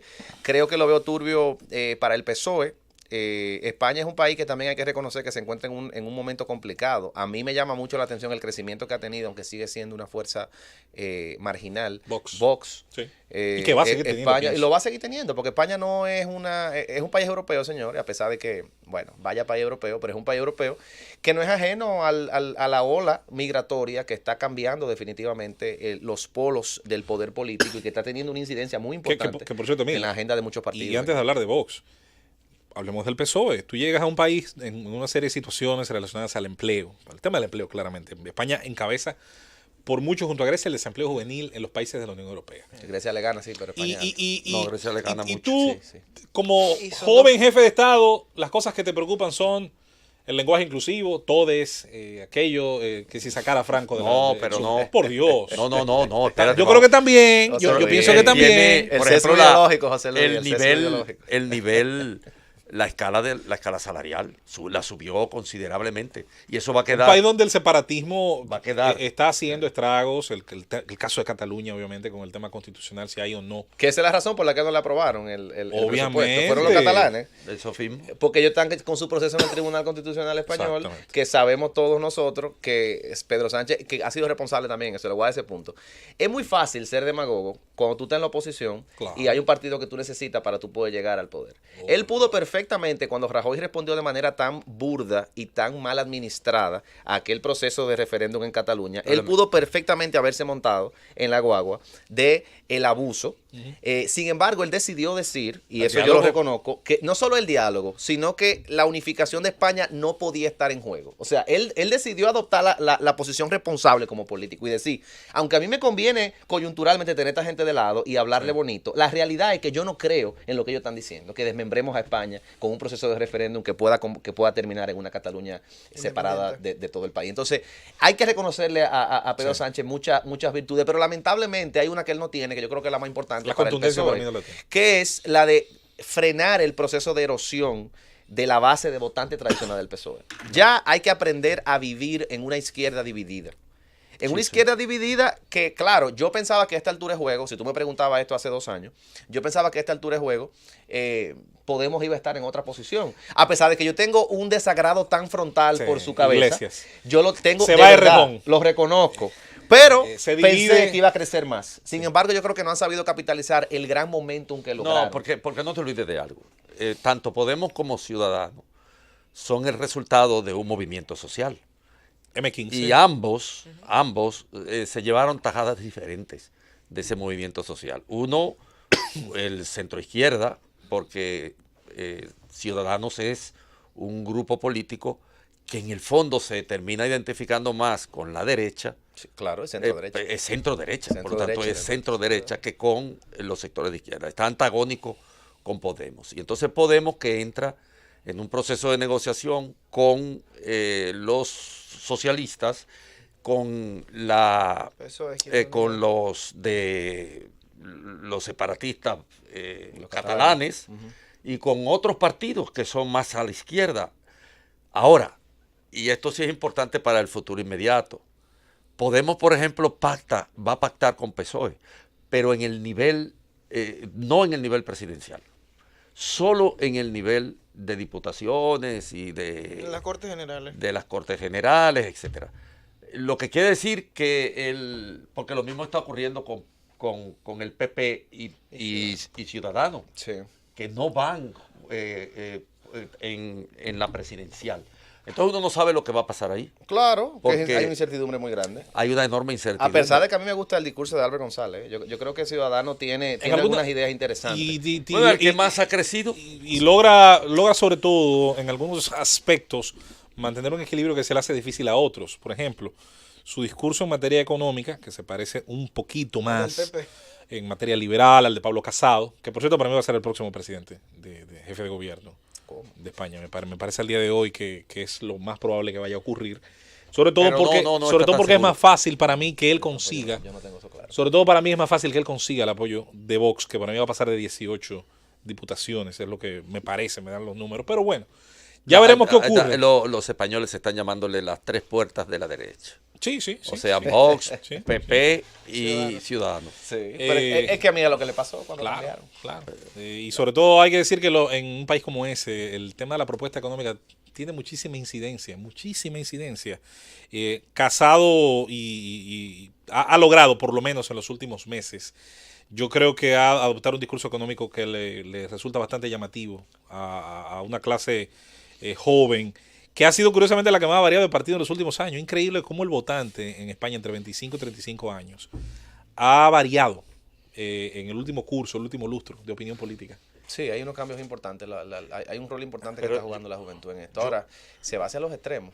O sea, a mí lo que me preocupa de ese cambio político, que no es solo de España, señores, del mundo entero, es que los más Italia. jóvenes, los millennials, fíjate que el discurso moderado pareciera que está fuera de moda. Que está desfasado. Que los partidos con posiciones más radicales, sea hacia la izquierda o sea hacia la derecha, son los que logran atraer al votante más pasional. Y lamentablemente en política, la revolución de las expectativas sufre cuando tú tienes una plataforma ideológica extrema, pero llegas al poder con la realidad de que la mayoría de las medidas que tú puedes adoptar son graduales. Entonces tú generas una expectativa en tu base de votantes de que tú vas a hacer un cambio radical y profundo porque tú prometiste eso 100 veces. Llegas al poder, claro. Ese es el caso más extremo. Syriza. Ese es el más extremo. Syriza Syriza, iba a bajar el mundo, es extremo. el Olimpo, Pero al tú planeta. sabes que es impresionante Pero- de Syriza, pero- que se ha mantenido. Claro, a pesar por pragmatismo. de Pero eso. se quitó a Varoufakis de al lado. Claro. Ese era Si el no- peor de todo. Ese era Si el no peor. se quita Varoufakis, porque Tuvo que pactar con la troika. Él era el y más sí, hay que radical. pagar. Porque Varoufakis es El un más tipo radical. bien que piensa bien, ¿eh? No Bueno, olvidemos Pero muy que es radical. un hombre con Don una... Andrés, muy radical. Pero si supiera que ni tanto, porque ahora está en Estados Unidos, por ejemplo, es un... Lo vieron es en un McDonald's. Exacto. Calladito. Y ya, por eso no es radical. No. Y tiene 100 años hablando de los bancos No. centrales y del capitalismo Pero salvaje. sus propuestas analíticas son objetivas. Es decir, Yo lo que creo que hay un pasa sesgo ideológico muy grande. que no eran, digamos, políticamente correctas, como se dice. Pero Varoufakis es un pensador. Yo no le Y quito tener, mérito. y tener a un político, porque eso es lo que es. Eso es lo que es, por eso está ahí dirigiendo Grecia todavía. Eso es lo que es. Varoufakis no. Varoufakis es un político que tenía también una infraestructura Él era el Steve Bannon. pero el tema- ideológica, una propuesta económica y además demostrable, porque una vez sale del gobierno comienza a hacer los análisis políticos de lo que él y Cerecia discutían, ¿eh? Cipras, es que usted se Y está refiriendo. Tsipras, perdón. Alexis Tsipras. Pero Lo que él y Tsipras discutían. déjeme decirle algo, que es la razón por la que yo creo, y esto quizá pueda sonar Porque Tsipras no. Optimista. Tsipras es un político, lo que quiere el poder. bordeando en genuino, pero yo creo que los próximos 20 años no van a ser de los políticos y de los partidos políticos con discursos radicales. Porque el problema del discurso radical no es el discurso, porque hablar es fácil, así como escribir, el papel lo aguanta todo. El problema son los resultados. Y en el gobierno ha quedado requete demostrado que en la mayoría de las propuestas de política pública, en materia de reforma de la seguridad ciudadana, en materia de sanidad, en materia de macroeconomía, las medidas necesarias para lograr las promesas políticas son medidas que muchas veces no tienen un efecto inmediato. Y el gran problema del discurso radical en ambos espectros políticos, en el de la izquierda y de la derecha, es que le prometen lo promete cura, no imposible. tratamiento. Promete cura, no tratamiento. Le prometen lo imposible a los votantes. Entonces Exacto. después se llega al poder, viene la decepción y ¿qué pasa? Hay un retorno gradual hacia el pensamiento moderado. Y por eso es que yo creo que a pesar de que ahora estamos viviendo en una época donde eso no está de moda y la realidad es esa, usted saca un partido ahora con un discurso ¿Retorno moderado en todo al el pensamiento sentido. moderado Y o una oscilación entre extremos? va a haber una oscilación que va a terminar en el centro. Esa es mi opinión. Porque el centro es la única forma de lograr la mayoría de las promesas de campaña y la mayoría de las promesas de reforma que mucha gente espera. Entonces, en ese gran proceso de tener expectativas muy altas, no satisfechas, a mí me parece que eso es lo que va a pasar. Y te pongo este ejemplo pensando de manera global. No te hablo de ningún país en específico. Porque es obvio. obvio que el discurso radical está de moda en todos lados. Eso no es aquí solamente, no es solamente en Hungría, no es solamente en Grecia, no es solamente en España, ni en Luxemburgo, ni en México. Francia, ni en México, ni en el Reino Unido, ni en Brasil. No, señores, es en el mundo entero. Ahora, ¿podemos nosotros decir que los próximos 20 años van a ser un subproducto de lo que estamos viendo hoy? Hay que pensar en largo plazo. Los periódicos, lamentablemente, y los medios, y ese es uno de los pecados del periodista El moderno, inmediatismo. no, son inmediatistas y anecdóticos compulsivos. Creen que una descripción anecdótica de la realidad se puede convertir en una prescripción de lo que va a pasar mañana. Y el mundo no funciona así. Si el mundo fuera tan fácil de predecir, Por eso yo creo que por todos eso- los periodistas fueran Por eso millonarios. insistíamos ahorita en el gran peligro de cuando sustituimos la verdad, que a veces es dura, por lo que nos es emocionalmente satisfactorio. Oh, Y sí, que claro. pasa muy a menudo. El votante es Que experto en pasa eso, en todo con lado. mucha frecuencia. Sí, claro. Emil, vámonos al fin de semana, a lo más actualizado, puesto que Venezuela, Sudamérica, Grupo de Lima en general, llamaron la atención por este terremoto geopolítico que implica la crisis venezolana, así como también otros temas de interés. Dos puntos antes de llegar a Venezuela. Recordarles que hoy se encuentra reunido el amigo tuyo y tu líder, Donald Trump, con tu otro líder, Kim Jong-un, en Vietnam. Yo soy Juche desde chiquitico. Desde chiquitico, siempre lo ha sido. De Se hecho, la dio Suche. yo conocí la cuenta norcoreana en Twitter por ti Ay, sí. hace 4 años. O O sea que no con toda niegues. honra me dio mención una vez. ¿Cómo? Y compré su libro, le mandé una foto. ¿Pero quién? ¿Quién? La Una cuenta cuenta de norcoreana parodia. es una de las cuentas Muy buena, de las buenísima. cuentas satíricas más famosas del mundo. Sí. Tiene más de 500 000 de seguidores y se burla de todo lo Él le que... dice que Kim Jong-un en Twitter. y Sí, dice pero en muchísimo español, un disparate Kim ahí, Jong-un en español. andaluz. y es simplemente genial. Y es Mendoza simplemente tiene genial. 5 años siguiendo a ese señor. Entonces Sí, no sí, niegues tu mi ícono. inclinación ideológica por Corea del Norte. O, bueno, cuando un político saca el 103% de los votos en una elección, se vuelve automáticamente mi modelo a seguir. Bueno, pues está allá. Ustedes saben que ellos tienen una segunda reunión ahora por todo el tema del proceso, del supuesto proceso de paz entre los Estados Unidos y Corea del Norte. Shinzo Abe, en un acto de deferencia burda y que raya para mí en lo infantil, propuso a Donald Trump como candidato para el Premio Nobel de Paz. Y los más... No, y esto es Ahora, cierto. por menos señores. de ahí lo No, ganó el no, anterior, no, ¿eh? no, esto es cierto. No, sin hacer nada. Barack Obama. Lo vamos sin hacer nada. Ahora, Trump es capaz, a diferencia de Obama, que no le dieron el chance porque se lo dieron de una vez, Trump es capaz de sacrificar cualquier cosa, señores, por un Nobel. Yo no descarto, yo no descarto que de esa cumbre, que las expectativas de cualquier persona medianamente informada son nulas. Claro. Porque Bueno, ¿qué va a ceder Kim No, Jong-un? porque- Él va a dejar su arma nuclear, no lo va a hacer. Yo Pero creo que... él se atreve a darle una concesión extrema por un momento de fama. Trump es un megalómano compulsivo. Sí, pero que el Nobel, que es un premio coyuntural, es decir, el Nobel es un premio coyuntural, incluso quienes Eso es como la portada del Times. quienes nada más han que está en rechazado el momento Nobel, correcto. por ejemplo, Pregúntale como a el Peña caso de Nieto, Jean a Paul Hitler. Sartre. Que salió muy bonito. Quienes han rechazado el Nobel, como Jean Paul Sartre, lo hacen por coyuntura. También. En la Eso es coyuntura publicidad. en que Jean Paul Sartre El que la rechaza tu- el Nobel. El que tuvo que rechazarlo obligado fue Pasternak. Pero por Pasternak es por otra cosa, que es Y ya lo que una no pueden presión es política recogerlo. específica, que sé yo. Pero en el caso de Jean Paul Sartre, es un premio de coyuntura de tal forma, y Solzhenitsyn, ahora que tú Oh, mencionaste, sí. es un premio de Archipiélago coyuntura. Gulag. Solzhenitsyn no es el gran escritor, es decir, Solzhenitsyn Es más no importante tiene- lo que dice que cómo lo dice. Correcto, Sí. y lo que denuncia, porque Exacto. el Gulag lo conoce, digamos, toda la historiografía que estudió el paneslavismo. La denuncia más El grande. que se del leyó comunismo. a Dostoyevsky, por ejemplo, el que se lee Crimen y Castigo, el que se lee El Cementerio de los Vivos, cualquiera de los o los hermanos Karamazov, que se lee cualquiera de los textos de Dostoyevsky, aprende lo que es el Gulag ruso, no soviético. Los previo, soviéticos lo que hicieron Sí, fue sí, es previo, no seguir. existía. No, lo inventaron No los existían zares. bolcheviques. Pero con Sartre, Lo ¿qué que Stalin ocurrió? lo industrializó. ¿Qué ocurrió? Que el existencialismo estaba ya en picada. Entonces Sartre no se satisfizo con un premio Nobel, quería el escándalo del rechazo. Llévanos. Llamaría mucho más que eso. Llévanos, Francis, venimos. El gobierno de la tarde. De regreso con su gobierno a la tarde, y mantenemos la presencia de Emil Chirenos, experto en materia de temas internacionales, con nosotros para concluir precisamente su lectura sobre estos hechos, ¿sí? De las estepas rusas, de la tundra y de la taiga. Volvemos otra vez al tema del Caribe y de Venezuela. Sí, bueno, el fin de semana fue bastante caldeado, José Luis. Yo te puedo decir que la realidad es que hubo un momentum que creó Guaidó, que definitivamente yo creo que él va a tener un reto manteniendo lo que fue el momentum de la expectativa de qué va a pasar el 23. Correcto. Que fue el día 23 de febrero, recordemos, que la ayuda humanitaria que se encuentra en Cúcuta, en Venezuela, en Brasil también, en Roraima y en Curazao, se suponía que iba a ingresar a territorio venezolano. Sin embargo, la gran mayoría de la cúpula militar venezolana se mantuvo firme con la posición del gobierno, que era la de no permitir la entrada de esa ayuda. Se perdieron incluso varios camiones repletos de ayuda humanitaria en un país con esa gran necesidad.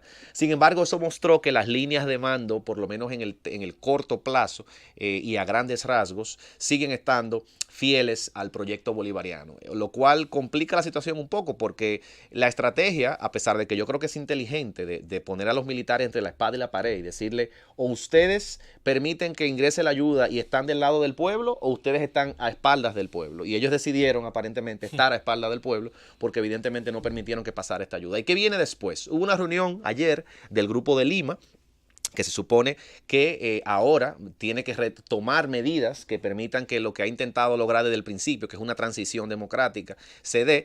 Y francamente las cartas se están agotando para el Grupo de Lima, porque el proceso del efecto de las sanciones económicas de los Estados Unidos, específicamente la que se le impuso a PDVSA, la Compañía Nacional de Petróleo de Venezuela, es un proceso cuyos efectos no veremos en el corto plazo. Y volvemos al mismo tema del inmediatismo de las expectativas. Mucha gente creyó que desde que Trump pone sanciones y Venezuela pierde $7,000 millones en ingresos proyectados por venta de petróleo, ya Maduro se veía al borde del abismo. Y es cierto que él está al borde del abismo, pero el efecto económico de unas sanciones que no tienen ni un mes no lo podemos ver en 5 días, ni en 10 días, ni en 20. Entonces, por eso yo creo que la salida de Maduro, cuyos días yo creo y estoy firmemente convencido que están contados, a mí me parece que están contados en el plazo medio, por lo que veo que está ocurriendo, pero no en el plazo inmediato, porque definitivamente él mantiene una lealtad importante de los sectores de los cuerpos castrenses venezolanos. Pero como esa lealtad no es una lealtad ideológica, porque dígame usted cuál lealtad ideológica puede inspirar Nicolás Maduro, sino una lealtad de coyuntura económica, como la coyuntura económica se sigue agravando, como los pozos económicos se siguen cerrando, como las fronteras venezolanas con Colombia, con Brasil se encuentran cerradas y Venezuela se encuentra cada vez más aislada del mundo en términos generales, es un asunto de tiempo antes que el país termine real y efectivamente de implosionar. ¿Qué tanto tiempo? Es la pregunta del $1.000.000, que si yo supiera la respuesta, yo no estuviera hablando con usted en la Z, yo estuviera disfrutando las ganancias de una apuesta que yo hice y que yo gané. Entonces, eso no lo sabe nadie ahora mismo. Sin embargo, lo que sí todos tenemos claro, si usted tiene una opinión medianamente informada de la realidad de ese país, es que en el plazo medio, definitivamente, si las cosas siguen por el derrotero que van, los días de Nicolás Maduro para mí están contados. ¿Será Guaidó el presidente encargado, como él dice?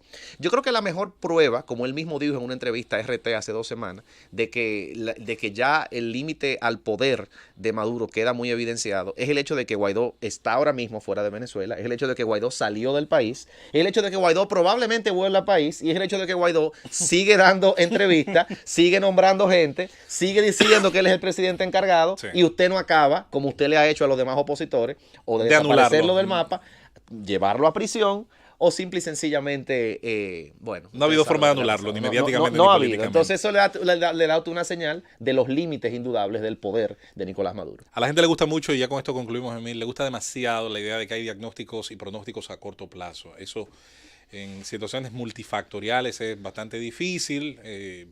La gente gusta más de una bola de cristal que de un diagnóstico serio. ¿Pero qué podría decirse a corto o mediano plazo que tú ves más probable?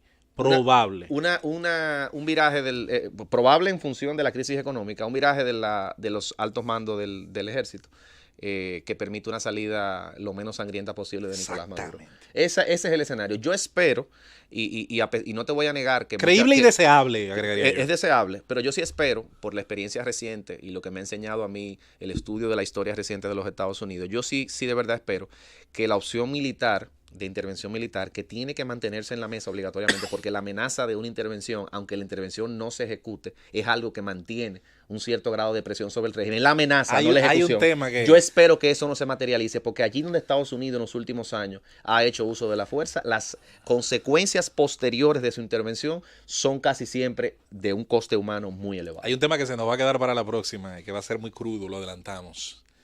Y es que la gente, yo pienso que ha confundido, producto de todo lo que ha pasado en los últimos 30, 40 años, lo que implica una intervención militar hoy, con el uso sobre todo de guerra aérea, con una intervención militar de hace 20 años, cuando había que tener 200.000, 100.000 botas en el terreno, con una logística... Se deshumaniza la guerra.